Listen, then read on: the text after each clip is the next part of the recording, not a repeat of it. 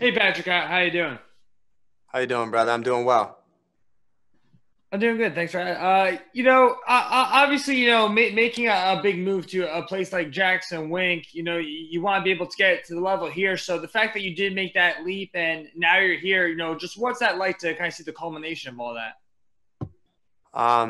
It's natural, man. I've been there for multiple years, so I think it's like 3 years now. So, I've been evolving, training with the best guys in the world from all different weight classes. So, I'm not surprised to be here. That gym breeds champions, and now I'm fighting for my first world championship. hmm And I know back in Buffalo, you trained with Solomon Renfro too, who's coming off a big win too. Were you able to catch his most recent victory? I believe it was the first finish of his career. Yeah, man. Me and Salman's like a little brother to me, man. I FaceTimed him yesterday. I was watching his fight live with all my people from Jackson Wink. He's like really like family to me. So, yeah, I did watch him, and I'm very proud of him. I know how well he's going to do in his career, and I believe in him more than just as much as I believe in myself, should I say? Yeah. And when you look at a guy like Juan, obviously he's very well rounded, but where do you feel like, maybe is the weakest part of his game? Um, I don't think he has any weak parts of his game, man. I just think I'm better than him everywhere. So, if I'm going to be honest with you, I don't think he has any weak parts of his game, but I think I'm better than him everywhere. I think he's better at wrestling and striking than he is maybe necessarily at grappling, though. So if I had to nitpick at one thing, it'd probably be that. Steve? All right, Patrick, thank you and appreciate the time today. A little over a year ago, you made your Bellator debut, and now here you are fighting for the vacant bantamweight title. So, what does that mean to you to have come up in the organization so fast? Um, I'm proud of it. I've come up in every organization I've ever been in this fast. I'm a belt collector. Previously, I was in the King of the Cage promotion, and I ran through everybody I've ever fought there. Prior to that, I think I fought Prodigy. Prior to that, I was an amateur in the Fighter Source tournament. I ran through everyone there. So, ever since I was an amateur, I've been doing this. So I'm not surprised, but I'm grateful and honored to have the opportunity to display my skills. And like I said, I'm 6 minutes in the promotion. That's a third of the time from my opponent's last fight. You know what I mean? And look where I'm at. So, I'm putting in work, and it's all going to come to fruition on Saturday night when I beat Juan Archuleta. You're definitely putting in work, and that work has obviously reaped the benefits here with this title shot. But there have been a lot of different names talked about for that title shot. Sergio Pettis has been mentioned as well. So, at what point did you know it was going to be you and Juan Archuleta? To be honest with you, I got a call previously to July 24th, and my manager said it was set in stone. But the only way those guys are going to get a title shot over me is just because their names. If you look at our body of work, man, who's doing it like that, like me? You know what I mean? It's crazy to think that anyone would be mentioned over me. I think I'm the number one seed if it were a tournament. So I think I got the call like maybe May or something or June, and that it was going to be official for me and Juan. And then, we were going to fight, and that's the fight they were going to look at. And then over the next few weeks, it then became official, finding a date, a venue, all that, because COVID was still going on. Well, I guess that's my last question for you, actually, is how much has COVID changed the way you train for a world title fight? COVID has not changed any part of my training at all. I've been to Jackson Wink. We've been working in smaller groups, but the smaller groups that I work with are all the training partners that I necessarily would work with anyway. So there's just not a lot of stragglers on the mat. You know what I mean? Other guys that are in like not as high level. So I guess it hasn't really changed anything. And it's actually made me better because it made me build a facility back home for myself. And the one thing that you can do is if you isolate me, um, I come out better than ever. So I've had to be a little bit more isolated in smaller group sessions and with not as many eyes in the room. So I feel like it's let me improve, and it's let the coaches have more individual work with me. And I think it's made me a lot better of a fighter and a lot better of an athlete, especially mentally. All right. Well, we look forward to seeing how that plays out on Saturday night. Good luck. Thank you. Hi, Patrick. Thanks for the time today. Anytime, man. I appreciate it. So, as you mentioned earlier, you believe that you're better everywhere than Juan Archuleta, and he's primarily known for his striking, and you're primarily known for your grappling. So, I'm wondering, are you going to try and play to your strengths, or do you really want to test yourself against the striking pedigree to prove that you are, in fact, better everywhere? No, man, I don't necessarily just call myself a grappler. I guess they just named me that because I finish people on the ground. I could fight standing up as well. And, it just so happened that no one's been able to stuff a takedown. So, I don't mind wherever the fight goes. I don't need to prove myself just because he's a striker, I think I'm already the better striker anyway. So, wherever the fight goes, wherever it plays out, I just plan on dragging him to hell, man. You know what I mean? No matter where it goes, I plan on engaging and fighting. So to me, it does not matter if we stay standing up for 25 minutes or if we hit the mat in the first minute. I'm ready just to go fight him, and I'm gonna let my fight and prove that I'm better than him everywhere. Right. And throughout your entire career, you've been known for your activities. You do fight a lot. But as we've seen with these fighters before who become champion, their activity seems to drop off a little bit. So I'm wondering, are you planning to be an active champion who, and how many times do you want to defend your belt per year? 3 times a year at least, man. I want to fight 3 times a year if I got the title, especially because it's a longer fight. I used to pride myself on fighting 4 times a year. I did it my whole career.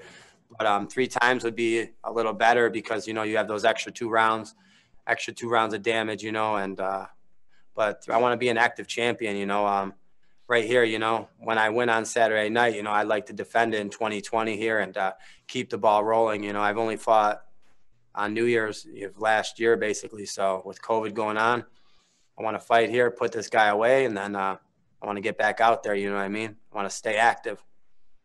Yeah, and before this, your fight was in the cross-promotion event with Ryzen. And I'm wondering, how different is it for, even though you weren't really a Ryzen fighter for the night, you were still fighting under their banner with the co-promotion. So how different is it the way that they do things compared to Bellator? It's a lot different, man. You have way more fans. That arena's huge. The crowd doesn't make any noise. And I fought underneath a completely different rule set. I made 134 pounds instead of 135. And I'm one of the guys that brought themselves over there. I think, in the uncomfortable, I don't know if any Bellator people have ever won in the Ryzen Ring either. I think Darian Caldwell fought there and then John Macapa. So, and they were both unsuccessful. So, I did it differently. I put the guy away in 90 seconds. And since then, that guy's been on a 2-fight win streak. So it's a lot different. And for that night, I was a Ryzen fighter, being underneath the rule set, being in the square instead of the cage, instead of the circle, should I say. It's just a lot different. And, it was a good night for me. Hey, Patchy. I wanted to follow up on something that Steve actually asked earlier. So when you re-signed with Bellator in April, you had no expectation of a title shot. Were you thinking maybe you'd have to fight 1 or 2 more times before the belt? Well, I re-signed with them actually after my fight last October and last October and the Mohegan Sun, actually, as a matter of fact. And then I got the opportunity to go to Ryzen. So with the win in Ryzen, I definitely did feel I deserved the title shot, and I didn't know if it would be next, but the only way like I said earlier, if it wouldn't be next is just the names, because these guys are a little bit more well known to the casual fans, but the diehard fans know who's putting in work. They know who's who's the hunter, man, and that's me. So I was just hoping Bellator would honor that, and as they did, man, and I have the best manager in the game, Ali Abdelaziz, man. He worked everything out for me, and he really got me this title shot, so I'm very thankful for that. And, it wasn't that I wasn't that unaware, though. I feel like it was well-deserved. And this is both a major title shot for you, obviously, and your first time headlining a Bellator card, something you've obviously worked for a while, right up through King of the Cage, like you mentioned. Now that you've arrived, so to speak, are you able to take it all in and really appreciate it and enjoy it? Man, it doesn't feel like anything different than any other fight I've ever been in, I guess, man. It's just another fight. I've done this 24 times. This is just my 25th, so it doesn't feel any different, especially without fans. It just feels like almost even smaller, you know what I mean? Because it's there's no crowd, you know what I mean? There's no hype behind it. Normally I'm used to going to weigh-ins like MSG, and you get the energy, you know what I mean? And my last fight, I fought in front of 43,000 people at the press conference. There was like 1,000 people at, you know, the weigh-in, stuff like that. So it doesn't feel any different, man. You know, I don't feel any added pressure, should I say. It just feels like a walk in the park for me, like with all that stuff, you know, and then feels almost easier. It's more relaxing for me. I feel like, you know, to be able to just go out there and do it this way. COVID championships, you know, that's what we're calling it. So the lack of the Hi, fans and Patrick. You last year you fought 4 times, quick finishes 2 all in the first round. Just what do you attribute that to? Is it more work you're putting in training camp, or was it advice you got throughout that time? Yeah, just putting in training camp properly, man. Training to my best of my ability, and like I said, never overlooking anyone, man. I think I just, you know, I look at each challenge individually. I don't ever look over anyone. You know, I kind of just I prepare for that set person each and every time. So I think it attributes to that in my mindset, you know, being mentally strong and mentally tough, you know. I think that's the most important thing, and that's what my coaches have taught me, you know. And I have all my coaches here with me that have brought me up, and you know, that's the one thing that really I attribute that is to my coaching and just my discipline and my training camps. And final question for me, who have been some of the fighters you worked the most with during this camp, and how have they influenced your preparation for this fight? Just another camp, man. You know, it's not just about my training partners, but my coaches. I work with Greg Jackson, Mike Wink, Six Gun Gibson, Harry St. Ledger, Barata. I mean, I have so many coaches like that. And then also my training partners. I train a lot with John Dodson, Landon Venata. Did a little bit of time with Cerrone at the ranch, Pico, Edwin Cooper. You know, I mean, just a multitude of guys, man. You know, I mean, Diego Brandau's been a really, really good training partner this camp too. So, you know, just all those guys, and then all the guys back home too. You know, from I got Solomon Renfro, Sean Felton, Jeff Dents, G Dot, Afro Pat. You know, all my guys, man. So, you know, a lot of them they're not the biggest names, but I want to give them some respect and some clout too, because without them, I wouldn't be in this position I'm in. Thank you. Best of luck. Thank you. Hey, Patchy. One of the big things, you know, has been like the Black community being affected by the passing of Chadwick Boseman, the passing of Kobe Bryant. How have you been affected by that? And, you know, how do you plan on, you know, showing support?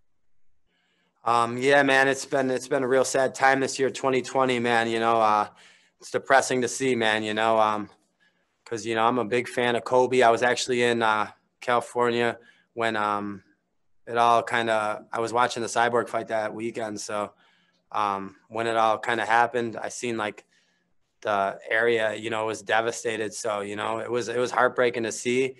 And then same with Chad. It's just, you know, I was going to try to come out with a Wakanda flag on Saturday night, but I couldn't get it delivered here in time to honor him and show some respect. But, you know, it's affected definitely the Black community and myself, as well as a lot of people I know. So it's very sad. And I'm hoping to, you know, give him a little Wakanda action on Saturday night when I win, you know, just like I did after the Ricky Bandejas fight. All right. So Juan Archuleta said that, hey, if he wins the title, that he will welcome Koji Horiguchi back into the cage to defend the belt. Are you also willing to defend the belt against the former champ? Yeah, man, I'm willing to defend the belt against anyone that Bellator wants to put against me. You know, once I get this title on Saturday night, which I will, I'm going to be, you know, the guy that has a target on his back. You know, everyone wants that gold. So there's a long list of guys and long list of contenders in this division that are very valiant for that title shot. And I think Sergio Pettis actually has the next shot. You know, it's so if Sergio wants it, I would entertain that. But if Horiguchi wanted it, I would also entertain that, because, you know, he did vacate the belt. And, you know, I can respect the move he made, because, you know, hasn't been a champion here since he's vacated it last year. And now we're getting the opportunity to fight for it. So either one of those two fights first, you know, and then there's a long list of contenders, you know, that are really chomping at the bit to get up here. So I want to put those guys down too. All right, thanks, Patchy. Looking forward to seeing your fight. Anytime, man. Thank you. I appreciate it.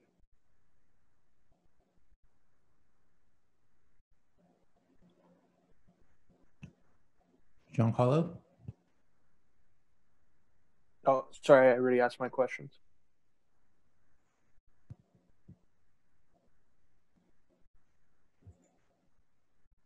All right, we'll take one more from Hey, Patrick. When you see a guy like Juan with all this experience, you know, he's 24-2, he's 32 years old, and you're on this fast track to stardom, and you know, you're undefeated. How do you keep a level mindset? You know, when you're yet the taste of feed, and you know you're going through a camp. Do you like to do anything to focus and like zero in on, you know, all distractions and take away all that from a camp? Can you repeat the question? I'm sorry, I didn't quite understand it. What'd you say? So when you have a guy like Juan, you know, he's 24-2, he has some more fights than you, but yet you're 13-0 and undefeated. When you're, you know, you're 27 years old, when you're going through like camps and all that and distractions, what do you feel is like the biggest difference in terms of where you're at in your career versus him being 32 years old, and having, you know, a little bit more experience? Juan doesn't have any more experience than me. He just didn't have an amateur career. If you look and see when we both started fighting, I think I almost made my debut before him or just right around the same time. Just that I'm from New York and we had to accumulate amateur fights, and I fought the hardest amateur fights. I also have 24 wins, but I just have 0 losses. So I don't think he has any more experience than me. He's just a little more hyped because of the people that he's around. And that's it. Where I'm at in my career is just as experienced as him, and I'm just as well trained as him. I'm trained around the best fighters, and I'm always in training camp. So where I'm at in my career, I plan to show that I'm just more experienced, more well-rounded. I have a higher fight IQ, and I'm just the overall better fighder, you know, even though our age, you know, even the disparity in our age, you know. The only thing that he has on me is maybe years, and the thing I have on him is called youth. Yeah. And do you look to impose your own game plan, or are you like looking at film of his and looking at his, you know, reactions and his fight style, or do you just look to impose your own game plan? No, I mean, I watch and see his tendencies and stuff like that. I actually don't. My coaches watch and see his tendencies, and then they train me as such. But you know, I don't plan on like pre-thinking anything prior to going into the fight. My fight IQ will do that for me. When I get in the fight, I just trust my reactions, and I trust that I can beat him in any facet of the game of MMA, you know? I don't think like I need to grab a hold of him and get him down, you know? Or I don't think I need to like pressure him and put him against the cage, and that's the only way, you know? I feel like my fight IQ mixed with my experience and my dedication to my training will let me adapt to whatever happens in there. And that's how I would go earn my finish or earn the way I dominate, you know? Thank you. Anytime. Thank you. All right. Thank you very much, Patchy. Anytime, brother. We'll wrap this up and return shortly with